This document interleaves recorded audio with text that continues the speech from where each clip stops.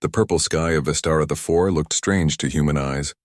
Captain Lee Minho stood at the bottom of the massive crystal stairs and looked up at the temple. It was huge. The building seemed to glow with its own light, pulling in the purple rays from the gas giant planet above. Behind him, his crew members were nervous. They kept shifting their feet and looking around. Minho put his hands in his jacket pockets. The leather was old and worn, but he liked it that way. He had been in tighter spots than this before. At least he hoped he had. Park Ji-won stood next to him. She was his second in command, and usually kept her cool in any situation. But right now even she looked worried.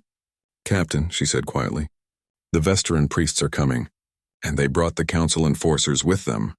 Minho did not take his eyes off the temple. "I see them." A group of 12 aliens walked down from the temple entrance. Their robes moved like liquid metal, flowing and shimmering. The lead priest was tall, maybe 9 feet, with 4 eyes arranged in a diamond shape on its face. It raised one hand that looked almost transparent in the light. "Human vessel," the priest said. A small device translated its words into something Minho could understand. "You stand on holy ground. This place has been sacred for thousands of years. It was blessed by the blood of martyrs and the prayers of billions. You must turn back now. If you do not, you will face punishment for breaking our most important laws." Minho scratched his jaw. He had not shaved in 3 days. "Yeah, about that. See, I have a problem. My engineer, Kim Dae-ho, is dying. Some kind of quantum poisoning from a reactor that went bad 3 days ago. The doctors say there is only one thing that can save him. Your temple has a healing chamber. It is the only one in this whole sector of space that can fix what is wrong with him." A second priest moved forward. This one had 6 arms and skin that looked like tree bark. "The healing chamber is only for the faithful. Your people worship no gods. You have no connection to our beliefs. If you enter, you will corrupt the sanctity of this place. The balance will be destroyed." "Who's gonna stop me?" Minho asked. His voice was calm, almost friendly, but his eyes were hard and cold. The priest pulled back like someone had slapped them. They looked at each other in shock. No one had ever spoken to them like this. A council enforcer stepped forward. It was huge, maybe 8 feet tall, covered in scales and wearing powered armor that hummed with energy. Its species was known for being warriors. "Human," the enforcer growled. "You would dare to threaten the sacred order of—" "Not threatening anyone," Minho interrupted. He started walking forward, his boots making crunching sounds on the crystal gravel. "I am just asking a simple question. Dae-ho has maybe 6 hours left to live, maybe less, so I am going inside that temple. Anyone who wants to stop me can try. That is all I'm saying." Park Ji-won let out a long breath. She pulled out her plasma pistol and checked the charge. "Well, that is one way to handle diplomacy, sir," she muttered. But she followed him up the stairs anyway. Behind them, the rest of the crew moved forward too. Han Yuri was their pilot. He was young and quiet, but he never backed down when things got tough. Choi Junho was the navigator. He always knew where they were going, even when nobody else did. Baek Sora was the medic. She carried the unconscious Kim Dae-ho on a floating stretcher. The medical device kept him stable, but just barely. The priests and enforcers stood frozen. They could not believe what they were seeing. No one had simply walked past them in living memory. No one had ignored their authority like this. By the time they recovered from their shock, the humans were already passing through the outer gate of the temple. The lead priest made a hissing sound. "Alert the inner sanctum immediately. Wake the temple guardians. These humans must be stopped before they reach the Sacred Heart." Another priest touched a communication device. "What if they succeed in entering the healing chamber?" "They will not," the lead priest said with certainty. "The guardians have protected this temple for 3,000 years. No outsider has ever reached the inner chambers. These humans will learn respect, or they will die trying to take what does not belong to them." The enforcers started up the stairs, weapons ready, but they moved slowly. Something about the way the humans walked, the way they did not hesitate or look back, made even these warriors pause. There was something in the captain's eyes that spoke of determination, that went beyond normal reason. Inside the outer gate, the crew stopped to get their bearings. The temple interior was nothing like the outside. The walls glowed with soft blue light. Symbols covered every surface. Ancient writing that told stories from thousands of years ago. The air felt thick and heavy, like it was full of electricity. It made their hair stand up and their teeth feel strange. "This place is weird," Han Yuri said. He touched one of the walls and pulled his hand back quickly. The walls are warm, like they are alive. Stay focused, Minho said. He pulled out a small scanning device. The healing chamber should be somewhere in the center of this place. 2 levels up. Bagsora checked the readings on Deho's stretcher. Her face went pale. Captain, his vitals are dropping faster now. The quantum poisoning is accelerating. We have maybe 4 hours now, not 6. Then we move faster, Minho said simply. They started jogging down the corridor. The walls seemed to stretch on forever, longer than should be possible given the size of the temple from outside. Doors lined both sides, but they were sealed tight. Strange sounds echoed from far away, like whispers or prayers or songs. It was hard to tell. Choi Junho looked at his navigation device and frowned. Captain, this does not make sense. According to this, we have walked 2 miles, but the temple is only half a mile wide from the outside. The space inside is bigger than the space outside. Alien technology, Park Ji-won said. Probably folded space or dimensional expansion. We have seen it before. Not like this, Junho replied. This is old. Really old. And powerful. They reached a stairway that spiraled upward. The steps were made of the same crystal as everything else. Each step glowed when they touched it, then faded after they passed. Halfway up the stairs, the air around them suddenly turned cold. Their breath became visible in white puffs. The blue light in the walls turned red. That cannot be good, Han Yuri said. A sound filled the temple. It was like a bell ringing, but deeper and louder than any bell should be. The sound went through their bones and made their hearts beat faster. It was a warning, an alarm. They know we are here, Minho said. Keep moving. At the top of the stairs, they found themselves in a larger corridor.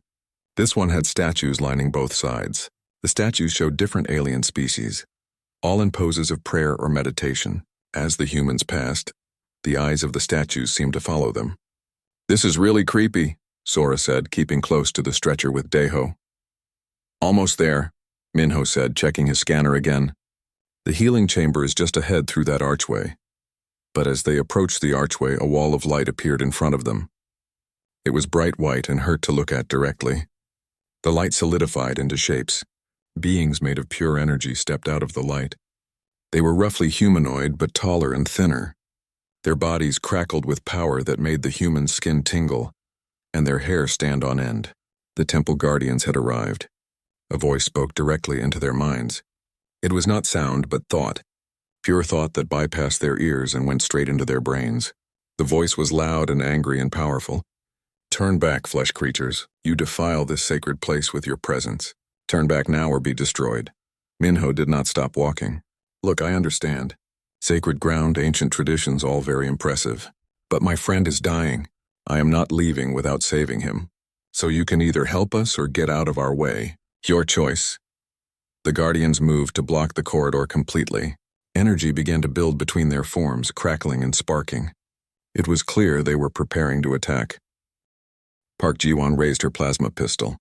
The weapon hummed as it charged up. Captain, I really do not think we can fight beings made of pure energy. That seems like a bad idea even for us. Minho reached into his pocket and pulled out a small device. It looked like a remote control with a single red button on it. We will not have to fight them. Yuri, now! Back on their ship, which was orbiting high above the moon, Han Yuri had left a copy of himself. Well, not really a copy, but his twin brother Han Yuri, who always stayed with the ship. The brother activated a device they had been working on for weeks. It was called a quantum disruptor. They had built it from parts salvaged from old Terran military equipment. The disruptor sent out a pulse of energy that hit the temple. For just a moment, maybe 3 seconds, the entire building flickered. The lights dimmed. The power wavered, and the temple guardians, being made of pure energy, suddenly became unstable. Their forms broke apart like static on an old television screen. Run! Minho shouted. The crew did not need to be told twice. They sprinted forward, racing past the confused and destabilized guardians before the beings could pull themselves back together. Their boots pounded on the crystal floor. Deho's stretcher floated along behind them, keeping pace with the running humans. They burst through an archway and into a massive chamber. This room was different from the corridors. It was huge, maybe the size of a football stadium. Floating in the air all around them were thousands of glowing orbs. Each orb was about the size of a basketball. They drifted slowly through the space, bobbing up and down like bubbles. Choi Junho slowed down to look at them. What are these things?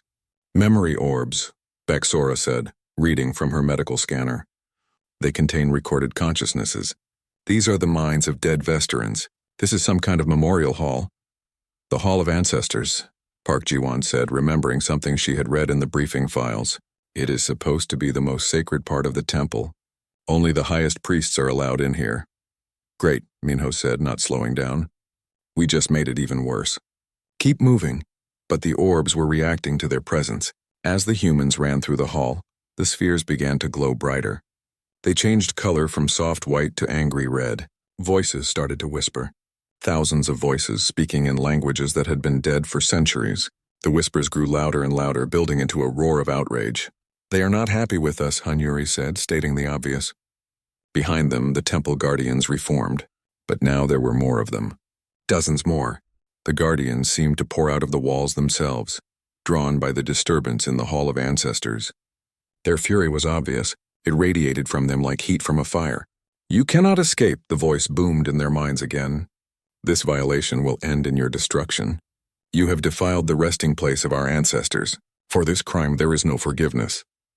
Not today, Minho muttered under his breath. His eyes scanned the far side of the massive hall. There had to be an exit. There was always an exit. Sora suddenly pointed. There, that doorway. It has the universal medical symbol on it. She was right. On the far side of the hall, nearly hidden behind a cluster of floating orbs, was a doorway marked with a symbol that every species in the galaxy recognized. It meant healing, medicine, life. That is it, Minho said. That is the healing chamber. Go, go, go! They put on a final burst of speed. The memory orbs swirled around them, angry and chaotic. Some of them flew directly at the humans, forcing them to duck and weave. One orb smashed into Choi Junho's shoulder. He cried out in pain but kept running. The touch of the orb sent a shock through his body. And for a moment he saw flashes of someone else's life. A Vesteran priest from 1,000 years ago praying at dawn. The temple guardians were getting closer. Energy blasts began to shoot past the humans, scorching the floor and walls. One blast hit near Park Ji-won's feet and she stumbled but caught herself. Another blast grazed Han-Yuri's leg. He gritted his teeth against the pain and limped forward. Almost there, Minho shouted. Do not stop, no matter what. The doorway was only 50 feet away now. 40 feet, 30 feet. The guardians were right behind them, their energy forms blazing with power and rage. More blasts filled the air. The memory orbs were screaming now. A sound of pure fury that made the humans want to cover their ears. 20 feet, 10 feet. Minho hit the door first. It was sealed, locked by some kind of energy field. He slammed his hand against the control panel next to it. Nothing happened. He hit it again harder. Come on, he growled. Park Ji-won skidded to a stop next to him. She pulled out a small cutting tool and started working on the panel. Give me 10 seconds. We do not have 10 seconds. And Yuri shouted. The guardians were right there, only 20 feet away and closing fast. Bexora positioned herself in front of Daeho's stretcher, trying to shield him with her own body. Choi Junho stood next to her even though he had no weapon. If the guardians reached them, he would fight with his bare hands if he had to. The lead guardian raised both hands. Energy gathered between its palms, building to a massive blast that would probably kill them all. Park Ji-won's cutting tool sparked and sizzled. The panel gave a beep. The door began to open, but it was moving slowly. Too slowly. Faster, Minho said, knowing it would not help but unable to stay quiet. The guardian released its blast. A wave of pure destructive energy roared toward the humans. It lit up the entire hall with blinding white light. At the last possible second, the door opened enough for them to squeeze through. Minho grabbed Daeho's stretcher and shoved it through the gap. Everyone in now. They threw themselves through the narrow opening. Sora went first, then Junho, then Yuri. Park Ji-won was right behind them. Minho came last, diving through just as the energy blast hit the door. The door slammed shut behind them with a sound like a thunderclap. The entire frame shook from the impact of the Guardian's attack. Cracks appeared in the crystal around the edges. But it held. For a moment nobody moved. They just lay on the floor of the new chamber, breathing hard and trying to process the fact that they were still alive. Then the pounding started. The Guardians were attacking the door from outside. Each impact made the walls shake. Dust fell from the ceiling. The cracks in the door frame grew wider. That door is not going to hold for long, Park Ji-won said, getting to her feet and checking her weapon. Maybe 10 minutes. Maybe less. Minho stood up and looked around the room they had entered. His eyes went wide. The healing chamber was beautiful. The entire space was filled with soft golden light that seemed to come from everywhere and nowhere at the same time. In the center of the room was a raised platform, and surrounding it were tall crystalline structures that pulsed with waves of healing energy. The air felt different here. It was warm and comforting. Despite everything they had just been through, despite the danger they were still in, this place felt safe. "Get Deho on that platform," Sora commanded. She had switched into full medic mode now, all business and focus. They lifted their unconscious friend onto the platform. As soon as his body touched the surface, the crystals began to glow brighter. Beams of light shot out from the crystals and wrapped around Deho's body. The light scanned him, moving up and down, learning what was wrong. Sora watched the readings that appeared in the air around the platform. Holographic displays showed Deho's vital signs, his cellular structure, the quantum poisoning that was killing him. The healing chamber was analyzing everything. "It is working," she said, and her voice cracked with relief. "The chamber has identified the poisoning. It is starting the healing process." Outside, the pounding got louder. The door shook harder. More cracks appeared. "How long does he need?" Minho asked, never taking his eyes off the door. Sora studied the displays. Her relief faded into worry. "The quantum poisoning is deep, Captain. It has damaged him down to the molecular level. His cells are breaking apart. This technology is rebuilding him atom by atom. It is incredible, but it takes time." "How much time?" "At least 30 minutes. Maybe more." Minho looked at the door, then back at his engineer, then at his crew. Everyone was injured. Everyone was exhausted. Their weapons were running low on charge, and they had maybe 10 minutes before an army of angry energy beings broke through and killed them all. "Well," he said with a tired smile, "that is going to be a problem." The pounding on the door continued like the beating of a giant drum. Each impact sent vibrations through the floor that the humans could feel in their bones. The cracks in the door frame spread like spider webs across the crystal surface. Small pieces began to break off and fall to the ground.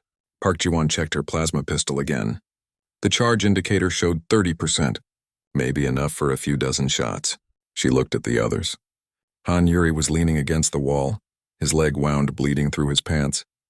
Choi Junho had burns on his shoulder from where the memory orb had hit him. Even Minho looked worn out, though he tried to hide it. "We need a plan," Ji-won said. "The plan is simple," Minho replied. "We hold them off for 30 minutes. That is all we need to do. Captain, there are dozens of them and 5 of us.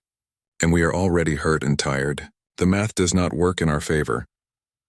Then we changed the math. Before anyone could ask what he meant, a voice spoke. But this voice was different from the angry mental shouts of the temple guardians. It was calm and ancient and curious. It seemed to come from the walls themselves, from the golden light, from the air they breathed. "Why do you fight so hard for one life, human? Your species numbers in the billions across many worlds. One individual should mean very little in such large numbers." Everyone froze. They looked around, trying to find who was speaking. But there was no one else in the room except them and the unconscious Daiho. "Who said that?" Han Yuri asked nervously. The voice continued, ignoring his question. "The Vestran faith teaches that the individual is like a single drop of water in a vast ocean. One drop matters very little. The ocean will continue without it. Yet you risk your entire crew. You violate sacred laws. You face certain death. All of this for one single drop. I do not understand this behavior." Minho stood up straighter. He spoke to the empty air, to the light, to whatever was listening. "Is that supposed to be a serious question?" "It is sincere. I wish to understand your reasoning." "Then your faith is missing something important," Minho said. "Every drop matters. Deho matters. He has a younger brother waiting for him on New Seoul. The brother looks up to him, writes him messages every week. Daiho tells terrible jokes that somehow make everyone laugh anyway. Last year he spent 6 hours fixing a broken toy for a kid we rescued from a derelict station. The toy was just a stuffed animal, nothing valuable. But the kid loved it, so Deho fixed it. That is who he is. So yes, I will fight for him. We all will." Silence filled the chamber. Even the pounding on the door seemed quieter for a moment. The golden light pulsed gently around them as if thinking. "You are strange creatures," the voice said finally. "I have studied many species over 3,000 years.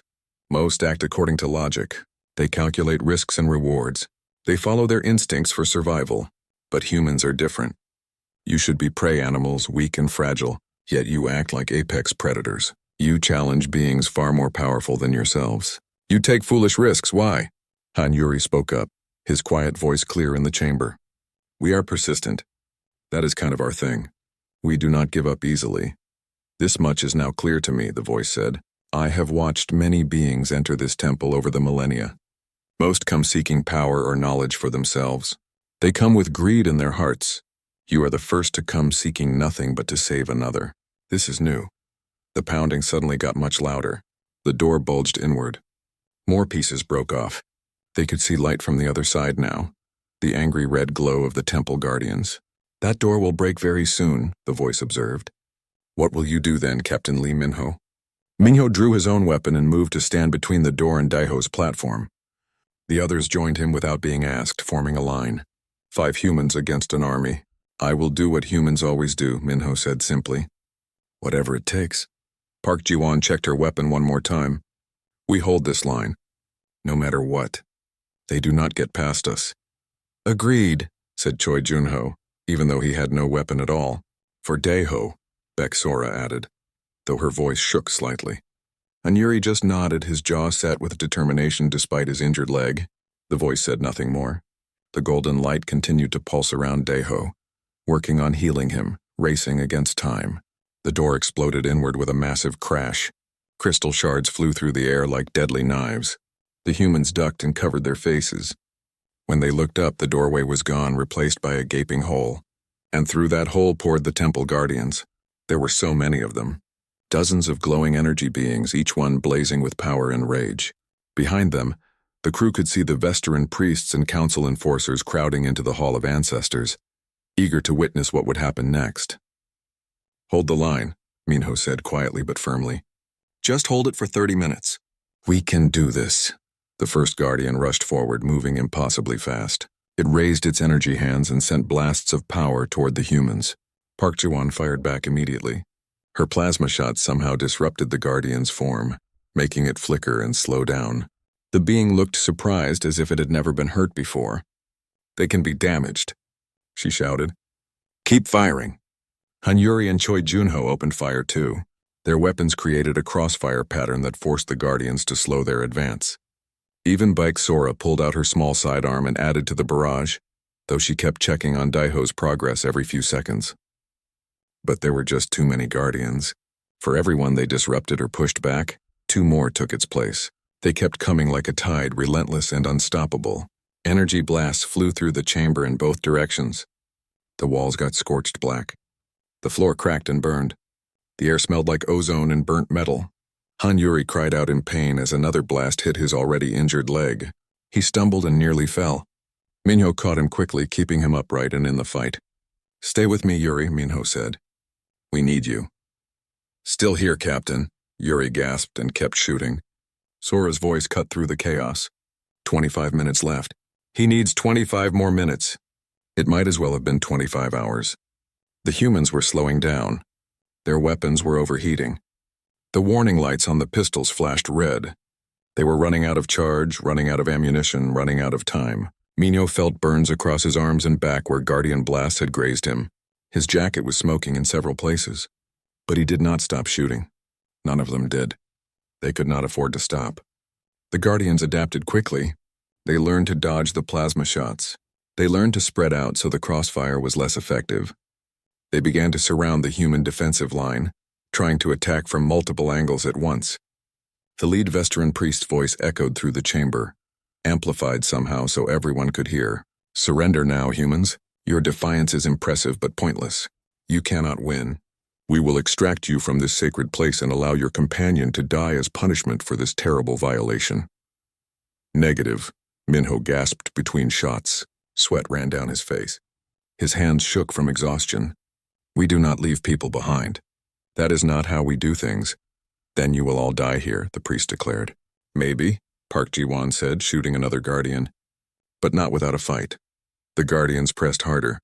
They sensed victory. The humans were failing. It was obvious to everyone watching. This would be over soon. A guardian lunged directly at Park Ji-won. She was out of position, having moved to cover Han Yuri. Her weapon clicked empty at the worst possible moment. The energy being's hand reached for her, crackling with enough power to kill her instantly. Minho saw it happening.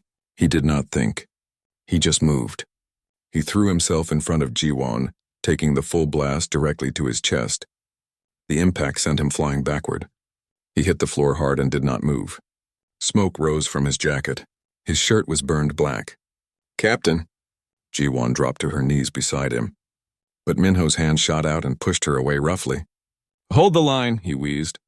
Blood trickled from his mouth. "Do not break.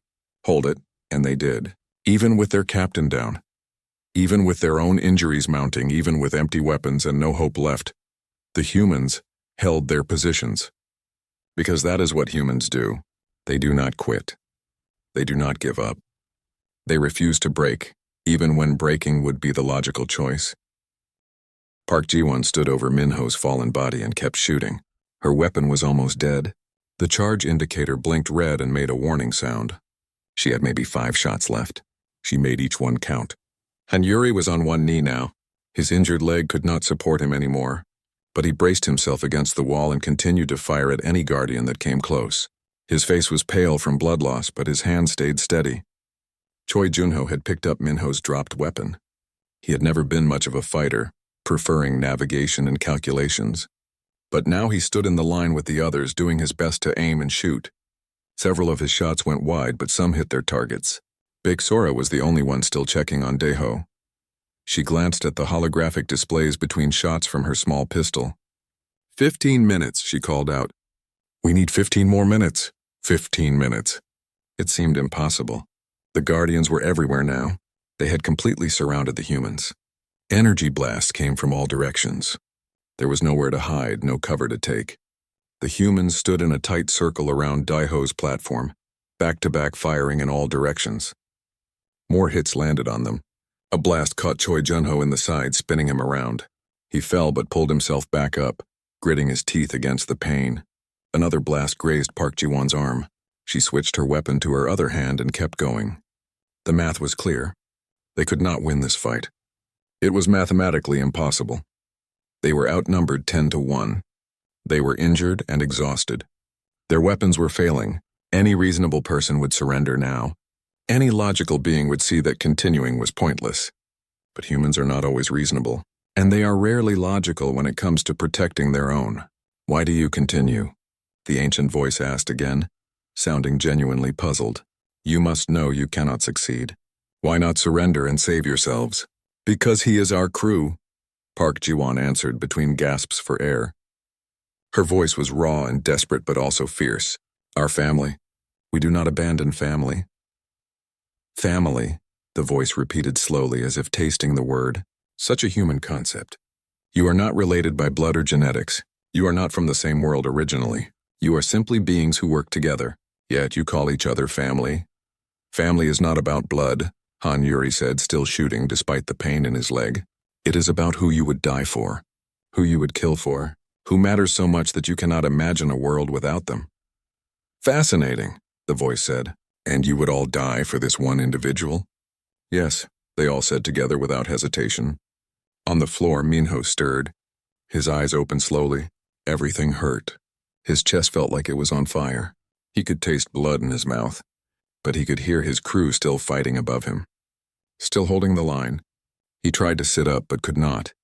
His body would not respond properly. "Stay down, Captain," Ji-won said without looking at him. "We have this, but they did not have it." Minho could see that even through his blurred vision. They were failing. The Guardians were closing in for the final attack. This would be over in minutes, maybe seconds. The Vestaran priest spoke again from the doorway. "This is your last chance, humans. Surrender now. We will be merciful. We will heal your wounds and let you leave. You will be banned from ever returning, but you will live. Is that not better than dying here for no reason?" "He is the reason," Baxora said fiercely. She fired her last shot and threw her empty weapon at the nearest Guardian. "Daeho is the reason. And he is enough." The Guardians formed up for their final assault. Energy crackled between them as they prepared to release everything at once. One massive combined blast that would overwhelm the humans instantly. There would be no surviving it. The priests and enforcers watching from outside leaned forward, expecting to see the humans destroyed. 10 minutes, Sora said, her voice breaking. He only needs 10 more minutes. 10 minutes they did not have. The Guardians raised their arms together. The energy between them grew brighter and brighter, building to an impossible level. The air itself seemed to bend and warp from the power gathering there. The humans stood their ground even though they knew what was coming. Even though they knew they could not stop it. Park Ji-won reached out and took Han Yuri's hand. He squeezed back. On the other side, Choi Junho put his hand on Sora's shoulder. They stood together, united in these final moments. Minho managed to roll onto his side. He could see his crew, see them standing tall even in the face of certain death. Pride filled his chest. If this was how it ended, at least they would end it together. At least they would end it doing the right thing. The Guardians prepared to release their combined attack. The energy reached a critical point. In seconds, it would be over. And then something impossible happened. The golden light in the chamber suddenly exploded outward. It was not violent or destructive. It simply expanded in a wave that filled every corner of the room. The light passed through the humans harmlessly, warming them like sunlight. But when it reached the Temple Guardians, they stumbled backward as if pushed by an invisible hand. The energy they had been building dissipated harmlessly into the air. The Guardians looked confused, unable to understand what had just happened. They tried to move forward again but found they could not. Something was holding them in place. The crystalline structures around Daeho's platform blazed with intensity. They became so bright that everyone had to shield their eyes or look away. The entire chamber filled with light that was almost blinding. The ancient voice spoke again, but now it was different. It carried weight and power and authority that made even the Guardians pause. The priests outside the chamber fell to their knees automatically. "I have observed you, humans," the voice said. "I have measured your hearts. I have tested your resolve. You fight not from hate, not from conquest, not from greed. You fight from love, from loyalty, from a refusal to abandon those you call your own. This is something I have not seen in 3,000 years. The light began to take shape. It formed into something that looked almost like a being, though it was hard to look at directly. The presence filled the room, ancient and powerful beyond measure. For 3,000 years, the voice continued, I have kept these halls pure. I have turned away thousands who sought to enter. They came seeking power for themselves. They came seeking knowledge to use against others.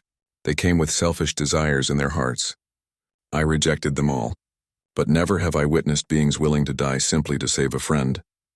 The temple guardians remained frozen in place, bound by a will far greater than their own. The priests watching from outside were completely silent, barely breathing. Captain Lee Minho, the voice said, addressing the injured human on the floor. You asked who would stop you. The answer is no one, because you have proven something that challenges the very foundation of our faith. Perhaps the individual does matter. Perhaps one life, fiercely defended by those who love that life, holds more sacred weight than all our empty rituals and rules. The golden light coalesced around Minho. It lifted him gently off the floor. The light sank into his body, and as it did, his wounds began to heal. The burns on his chest disappeared. The pain faded. His strength returned. Within seconds, he was fully healed. The light moved to each crew member in turn. It touched Park Ji-won's burned arm and made it whole. It closed the wound in Han Yuri's leg and took away his pain. It healed Choi Junho's burns and Baek Sora's cuts. When it was done, all of them stood healthy and whole, staring in disbelief at what was happening. Kim Daeho's healing is complete, the voice announced. He will wake shortly, fully restored. The quantum poisoning has been removed from every cell in his body. He will have no lasting damage.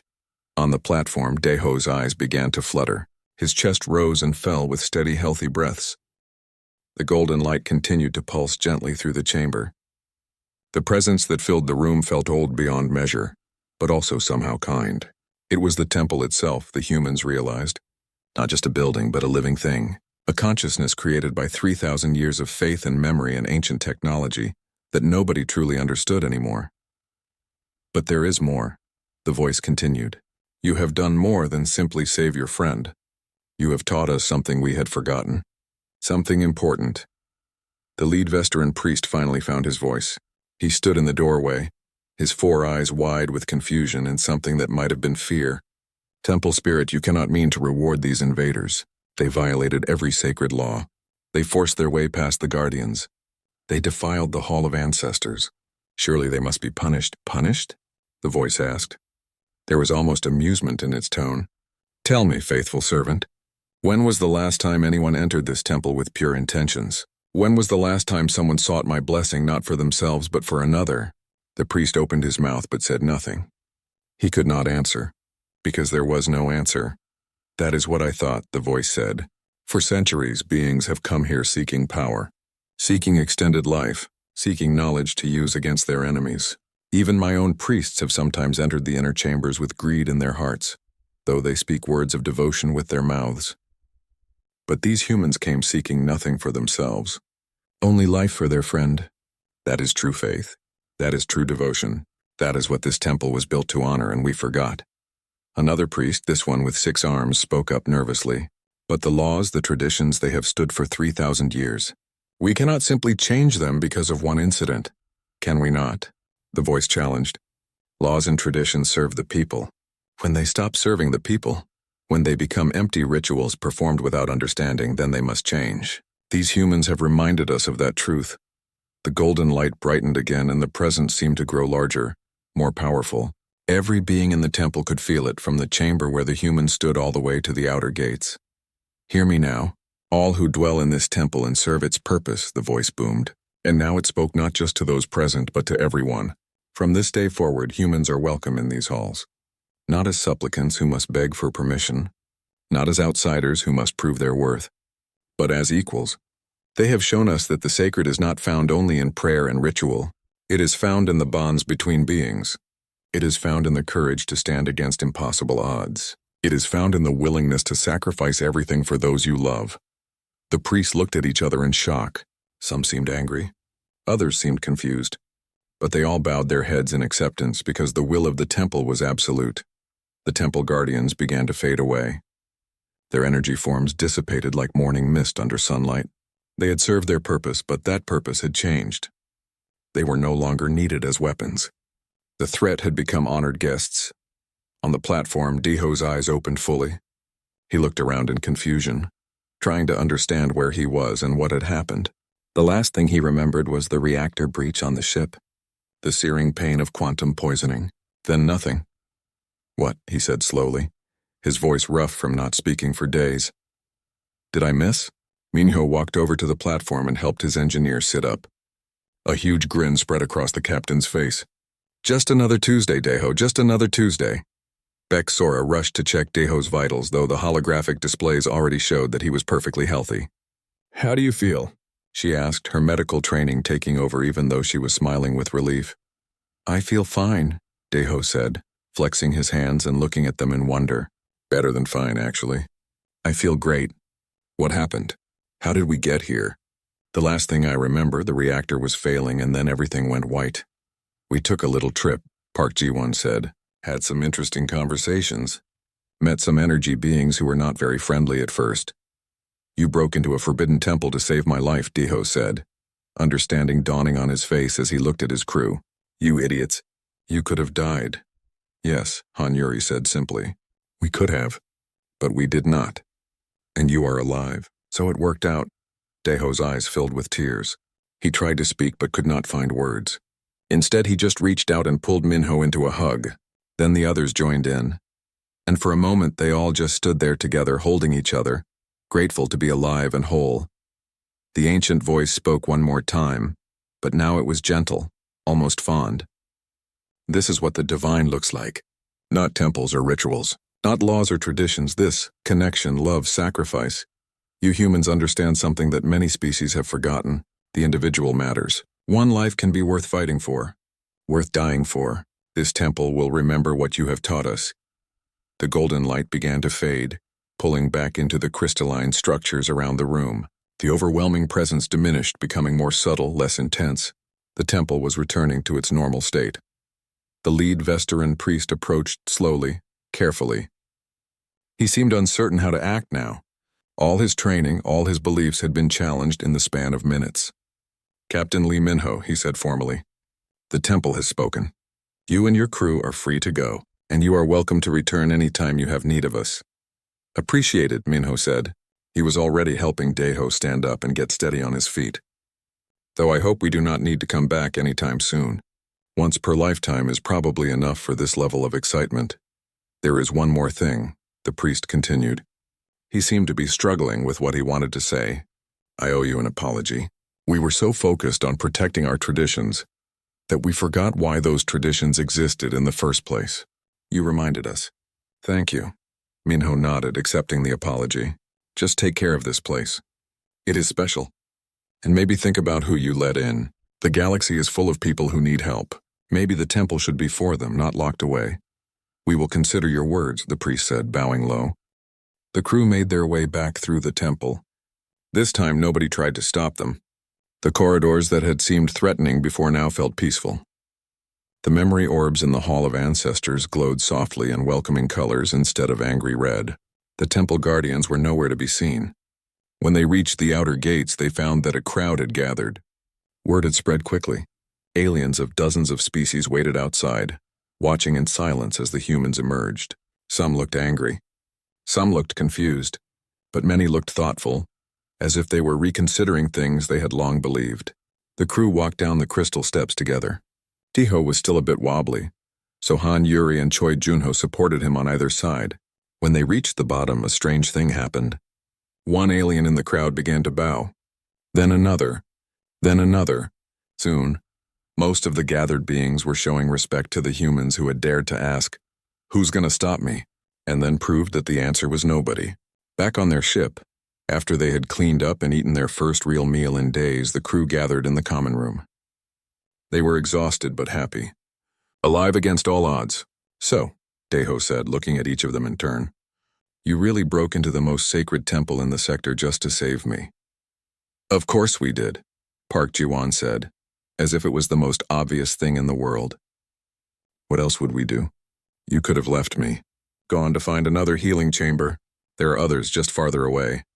You would have died before we reached them, Bexora said quietly. This was the only option. And even if there had been other options, Minho added, we would have done the same thing. Because you are crew. You are family. We do not leave family behind, ever. Deho shook his head in amazement. I do not know what I did to deserve friends like you. You do not have to do anything, Han Yuri said. That is what family means. You do not have to earn it. You just are. They sat together in comfortable silence for a while, just being present with each other. Outside the viewport, stars streamed past as they traveled away from Vestara 4. You know, Choi Junho said eventually, this is going to cause problems. The Galactic Council will have to revise treaties. Other species will start questioning their own sacred laws. We might have accidentally changed the political landscape of this entire sector. Good, Minho said with a slight smile. Maybe it needed changing. Maybe a lot of things need changing. The captain who asked who would stop him, Park Ji-won said, grinning. That is going to be your legacy now. The story is already spreading. I heard 2 aliens talking about it at the spaceport. Could be worse, Minho replied. At least it is a good story, and it has a happy ending. The best kind of story, Deho agreed. And far behind them, back on the moon of Vestara 4, the Temple of Eternal Twilight glowed in the purple light. Its doors stood open for the first time in generations, ready to welcome any who came with pure intentions. The ancient consciousness within had learned something valuable from a small crew of persistent humans. Sometimes the most sacred thing is not the ground you stand on, or the rituals you perform. Sometimes the most sacred thing is simply refusing to leave someone behind. Refusing to give up. Refusing to accept that one life does not matter. Because every life matters. Every individual is worth fighting for. That is the lesson humanity brought to the stars. And the galaxy would never be quite the same because of it.